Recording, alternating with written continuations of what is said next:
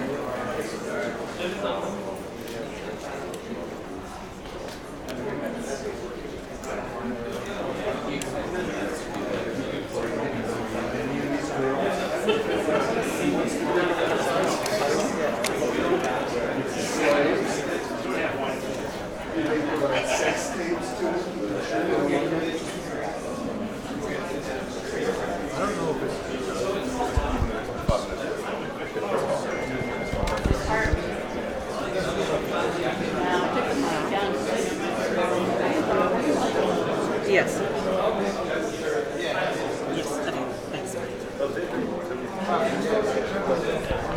All right, so Nellie? located here to the U.S. Attorney's Office, and there's a press conference about to start inside. It's been very difficult getting around here, dealing with the technical aspects and the logistics. I believe we're live. Should be starting any minute.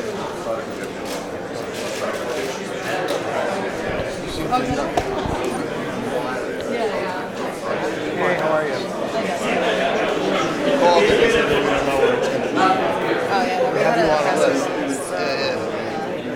I was actually control first. They called me. I'm thinking of. We might. I've been inside that. Sit up. Yeah. It'll let you in there. It's not even my phone. Talk secrets. A guy that works in the was like, I gotta be outside all these days.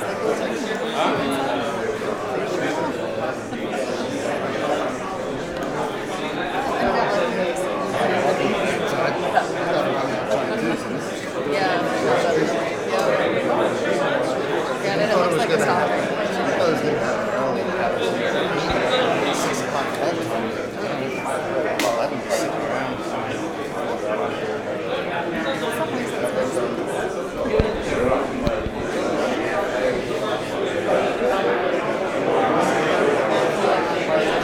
And all like waiting for this.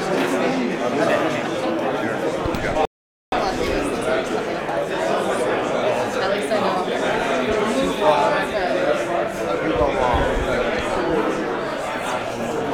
Who do you work for?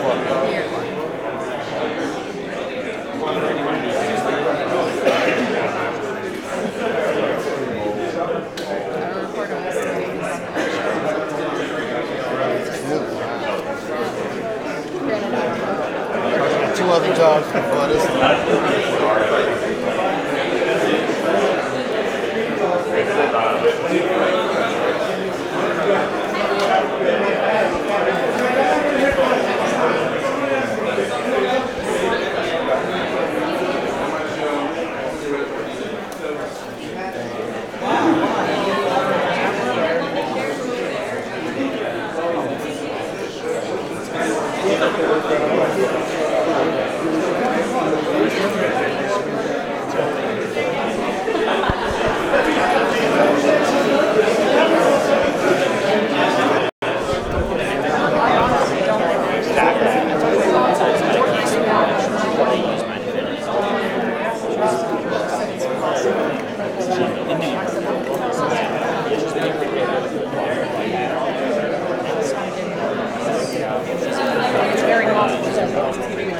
One word answer.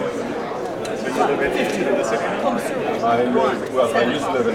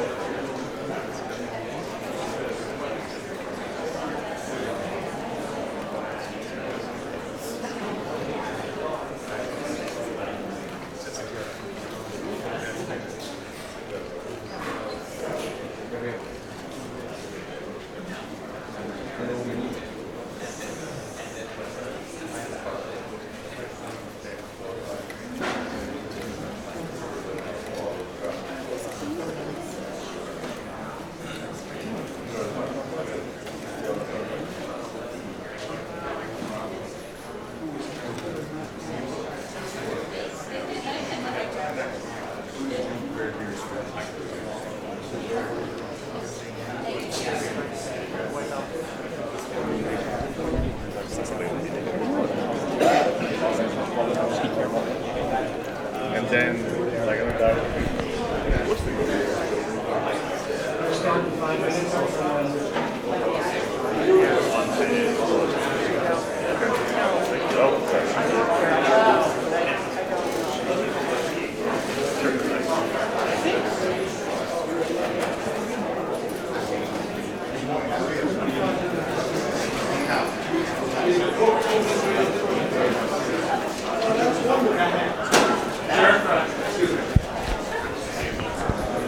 You too.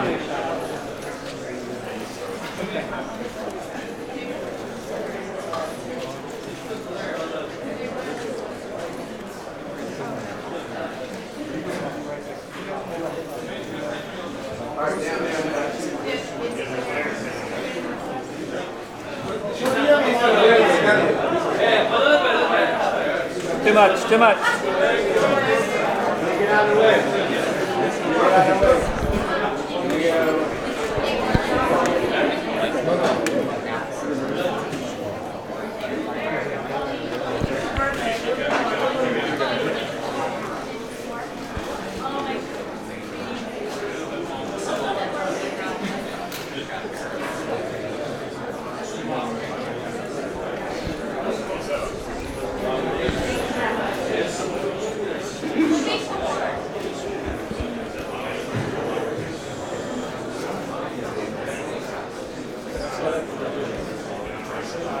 Press conference is set together on the way in just minutes.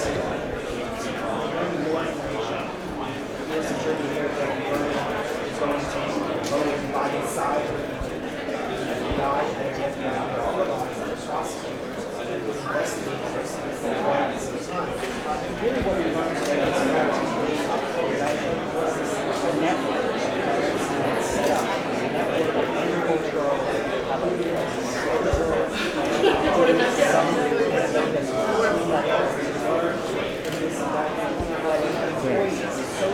Alright, so I've lost the camera.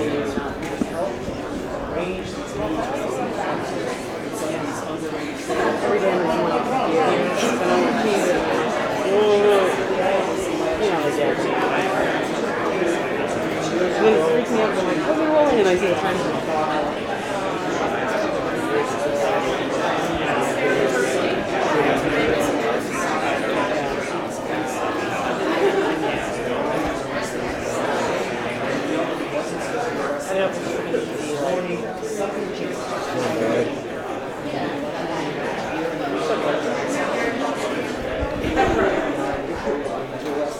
All right, we're back. The press conference still has not started.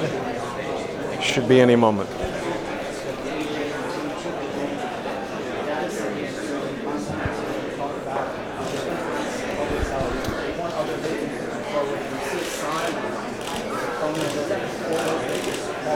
This in no way is over. There's going to be more investigations that take place, and the FBI is waiting to continue to investigate.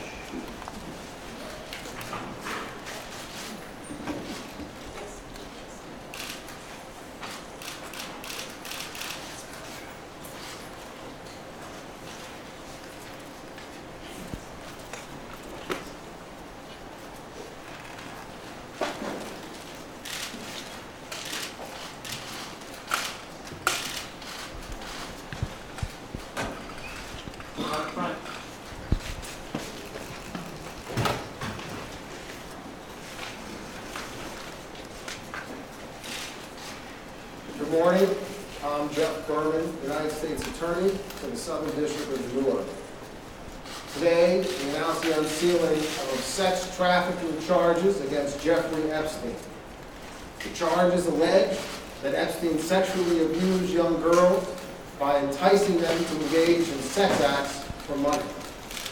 Epstein was arrested this past Saturday evening at Teterboro Airport aboard his private jet that had just landed from Paris, France. Epstein was taken to the Metropolitan Correctional Center in Manhattan.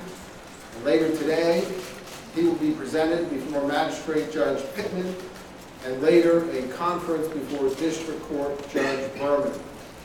The United States Attorney's Office will take the position at that presentment and that conference that Epstein should be detained pending trial. Epstein is charged in a two-count indictment. First, conspiracy to commit sex trafficking, and second, the substantive crime of sex trafficking of underage girls. Beginning in at least 2002 and continuing until 2005, Epstein is alleged to have abused dozens of victims by causing them to engage in sex acts with him at his mansion in New York and at his estate in Palm Beach, Florida. The victims, all underage girls at the time of the alleged conduct, were given hundreds of dollars in cash after each encounter, either by Epstein or by one of Epstein's employees. The underage girls were initially recruited to provide Epstein with massages, and often did so nude or partially nude. These massages became increasingly sexual in nature and would typically include one or more sex acts as specified in the indictment. As alleged, Epstein also paid certain victims to recruit additional girls to be similarly abused. This allowed Epstein to create an ever-expanding web of new victims. This conduct, as alleged, went on for years, and it involved dozens of young girls, some as young as 14 years old at the time they were allegedly abused. As alleged, Epstein was well aware that many of his victims were minors, and not surprisingly, many of the underage girls that Epstein allegedly victimized were particularly vulnerable to exploitation. The alleged behavior shocks the conscience, and while the charged conduct is from a number of years ago, it is still profoundly important to the many alleged victims, now young women. They deserve their day in court. We are proud to be standing up for them by bringing this indictment. Combating sex trafficking and exploitation of children is a priority for this office and for the Department of Justice, as the sexual abuse of a minor can have devastating effects on victims, often lasting for years. That is why my office will not rest until perpetrators of these types of crimes are brought to justice. Victims' voices, including the many voices of Epstein's alleged victims, must be heard. To that end, I want to say to anyone who is watching this or hearing about our prosecution, if you believe you are a victim of this man, Jeffrey Epstein, or you have evidence or information relating to the conduct alleged in the indictment unsealed today, we want to hear from you. Please call 1-800-CALL-FBI. That's 1-800-CALL-FBI.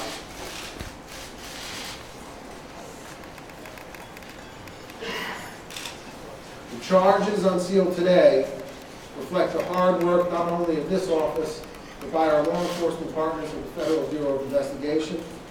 To my left is Bill Sweeney, the Assistant Director in charge of the New York Field Office of the FBI. And I wish to thank him and his team for their dedication and professionalism in seeing this investigation through. I also want to thank the New York City Police Department, represented here today by Chief Jason Wilcox, and Customs and Border Patrol for their assistance in this investigation. And I want to thank and acknowledge the career prosecutors of my office handling the investigation and prosecution of this case. To my right, Alice Rossmiller, Allison Moe, Maureen Coney, and their supervisors in the Public Corruption Unit, Russell Capone and Edward Discount. It is a privilege for me every day to work with these bright, talented, and dedicated public servants. The talent is unbelievable. We will continue to devote significant resources to investigating these crimes and to protecting young people from sexual predators. And now I would like to invite Bill Sweeney up to the podium. Thanks, Jeff. Good morning. Preserving the innocence of children is one of the most important responsibilities we carry as adults. Purposely failing children in any way is not an option. And yet there are some in society who have chosen to blatantly disregard this responsibility, using whatever means they have at their disposal to lure children into a life which they should never have been exposed. As we allege today, Geoffrey Epstein is one of those people. At approximately 5:30 p.m. on Saturday evening, we arrested him at Teterboro Airport without incident. Epstein has been charged with 1 count each of sex trafficking and sex trafficking conspiracy. For at least a 4-year period, covering the entirety of 2002 through 2005, he is alleged to have sexually exploited and abused dozens of minor girls at his homes in New York City and in Palm Beach, Florida. The girls were recruited in a variety of ways, usually by employees of Epstein and sometimes by fellow victims. The victims typically received hundreds of dollars in cash. The estimated dozens of victims were as young as 14 years old at time of recruitment. Children who provided Epstein massages while they were nude or partially nude. Children who were asked to engage in direct and indirect sex acts for money. Children who were enticed to do all these things at the hands of a man more than or nearly 3 times their age. Those who have been victimized by child sexual predators are frequently haunted by memories of these crimes well into their adulthood, often for the rest of their lives. They bear the burden of someone else's criminal behavior. Too often, adults in our society have turned a blind eye to this type of criminal behavior alleged here. We have seen the excuses, the ignorance of many who didn't even bother to understand that this behavior is a persistent scourge against our society's vulnerable youth, and the willful blindness as to who the real villains are in this type of outrageous crime. The villains are the adult perpetrators, not the children. Victims of child sex trafficking come from all walks of life. They are our neighbors, our students, young adults looking for help, vulnerable foster children. The list goes on and on and on. To the victims who may be listening or get word of today's charges, the team standing here before you represents FBI special agents, NYPD detectives, analysts, victim specialists, prosecutors, who make it their mission to listen to every individual who's been exploited and to advocate for the most vulnerable among us. We are parents, we are community members, we are human beings. But as an FBI special agent and the head of this office, I have the privilege to represent and stand among many who make it our mission to put predators behind bars where they belong, regardless of the predator's power, wealth, or perceived connections. Today I'm asking everyone to take a good look at this man. If you have been victimized in any way, or if you are somebody who has any additional information about his alleged illegal behavior, we want to hear from you. Whatever age you are now, whatever age you were then, no matter where or when the incident or incidents took place. The number to call is 1-800-CALL-FBI. I'd like to take a moment to speak directly to the victims who will call that number. When you call that number, you'll receive a series of prompts. You'll be asked if this is representing a major case in the country. The answer is yes, it's number 4. You will then be driven to the top of the list, and the Geoffrey Epstein matter is number 1 on the major case list in the country when you call that 1-800-CALL-FBI number. Your bravery might just empower others to speak out about crimes committed against them. It's important to remember there never was, nor will there be, an excuse for this kind of behavior. We know that reliving these events can be brutal. We are here to work side by side with you as you go through this process. You should know that in the eyes of the FBI, you come first. Many thanks, as always, to our partners from the Southern District. Our partnership with the NYPD on this case and so many others has been phenomenal. Thank you also to the professionals at CBP and to the Port Authority Police Department who helped us with the arrest on Saturday evening. Last but not least, I want to extend my thanks to the NYPD Child Exploitation and Human Trafficking Task Force. The public should know that to be on this task force, you must volunteer. The work is agonizing, but it is one of the most noble missions our agencies can engage in, and we engage in it together. Thank you. Okay, we're going to take some questions. First, let me preface it by saying that there's been a lot of speculation in the media about individuals affiliated or associated with defendant Jeffrey Epstein. As you know, Justice Department guidelines prohibit us from talking about such individuals. And so I just want to let you know that if that question comes up about any individual, my answer would be no comment, and that would be across the board, no comment. And I urge you not to read anything into that one way or the other. Are there any questions? Why is this being handled by the Public Corruption Office?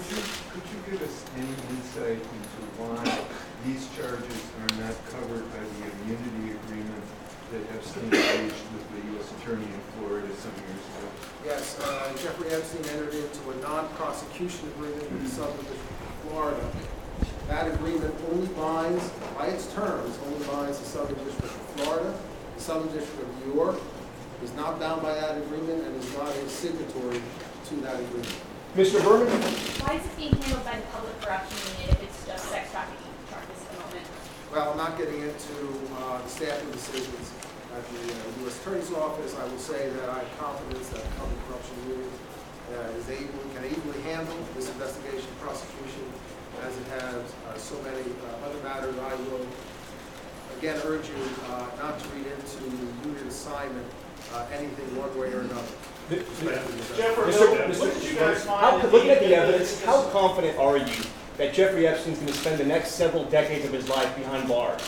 I'm not going to comment right now on the evidence. I will say that we are going to request detention pending a trial in this case. Yes, sir. I was just wondering, reading this indictment, as someone has already asked, what are the activities alleged in this indictment already on the Department of Justice's radar way back in 2008 when Miami's U.S. Attorney, then Alexander Acosta, now Secretary of Labor, brokered a state plea bargain? Why is there no accounting for the very robust participation of DOJ at the time? And is there new information that you have or new evidence?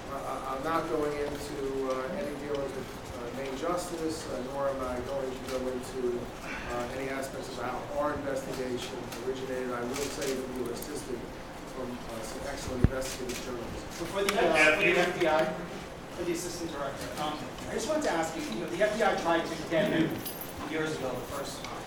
How important was it to get back at this to try and bring charges against him again, given everything that transpired? I wouldn't comment on getting back at anybody or anything. It's not the way we work. We work with facts. When the facts present themselves, as Mr. Berman hinted at, investigative journalists work. Mr. Sweeney, use the expression willful blindness. Is any of that directed at the government or investigators who handled this the first time around? No, I'm talking about society as a whole. We've seen sex trafficking cases all over the place. It's a very busy task force, and in my opinion, is often in society we ignore the vulnerable victims. What role did the Second Circuit decide? On Saturday night, you guys executed a search warrant of Mr. Epstein's evidence. There are cameras that show your agents there. What did you find at that address, and what's the status of that? With the arrest of Epstein at Peterborough Airport, agents executed a search warrant on his mansion in New York City and recovered and seized, and that was a search pursuant to a valid warrant. Agents seized evidence including nude photographs of what appeared to be underage girls. What role did the Second Circuit's decision on appeal play? To see if he could provide you any information. I'm sorry. Would you like to speak to Prince Andrew, British royal family, to see if he could provide you any information? Yeah, he was a long-standing friend of Mr. Epstein. No comment. What role? The decision to arrest him on Saturday, is there a reason for that? Was something concerning you that you needed to move in on Saturday? he flew into the jurisdiction and so we arrested him. Is there any overlap between the victim stated in the non-prosecution agreement or an investigative journalist? No comment with respect to the Given his multiple homes, multiple aircraft, what kind of flight risk does he represent? We think he's a significant flight risk, and that is why we are seeking detention pending trial. He has enormous wealth. The charges are very serious, and they carry with them a maximum sentence of 45 years in jail, which to someone of Epstein's age is basically a life sentence. So we think he has every incentive to try and flee the jurisdiction. And when you have 2 planes and you live much of the year abroad, we think that's a very real risk. Is Jeffrey Epstein a billionaire? No comment. All these victims are underage. You refer to some of them as particularly vulnerable. Why is that the case? Can you elaborate? I can't go into the specifics with respect to any particular. What about the island? In the indictment, there are 3 employees that are named. Why weren't they charged in the indictment so they know about their role and whether they're cooperating or why we're charged against them? No comment. This is obviously a massive investigation. How do you compare this to other sex trafficking cases you've prosecuted in the past?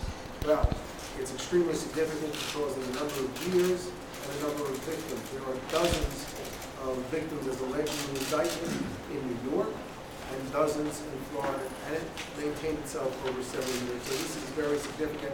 Our office has handled this year, in fact, many significant sex trafficking cases, and this is one of them. Where did he find these women, and how was he luring them to his mansion or his house?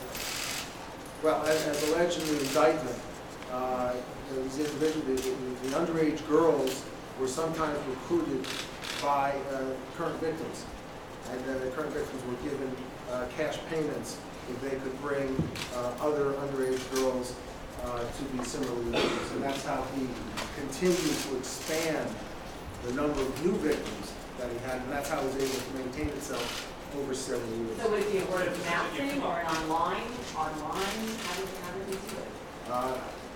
The indictment indicates that there were phone calls and contacts made, not only with Mr. Epstein, but his employees, business employees, and the rest of Did you have access to the record in the defamation case against his associate that is now going to be sealed in several weeks? No comment. Jeff, I get the timing of the arrest, but why is the case coming back now? If the charges all happened between 2002 and 2005?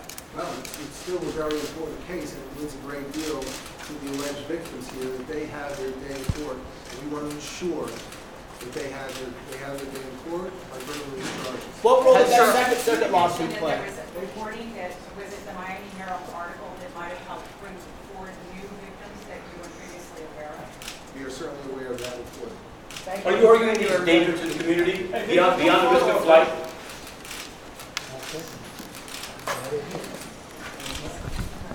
That would appear to be it. All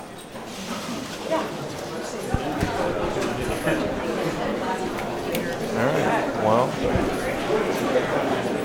some technical issues there, but that's the press conference. Thanks for watching, everybody.